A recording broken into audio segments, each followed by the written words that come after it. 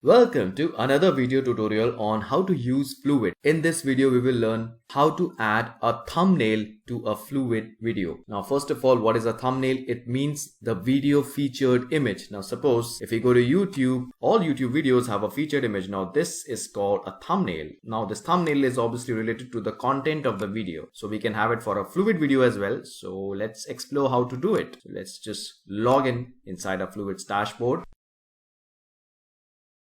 Okay, so now we are inside our Fluvid's dashboard. So to add the thumbnail, let's take this video as an example. So we will open the video.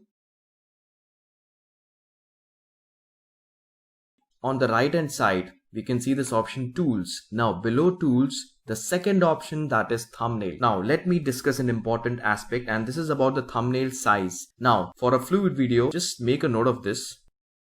Fluvid video thumbnail, and that is the optimum size, that is 853 into 480 pixels. In case you are designing it on Photoshop or any other designing tool, just make sure you use these dimensions. Okay, so I've just designed a thumbnail just to demonstrate. So let's just straight away upload that. So I'll click here, then downloads. Okay, so here's the design and open.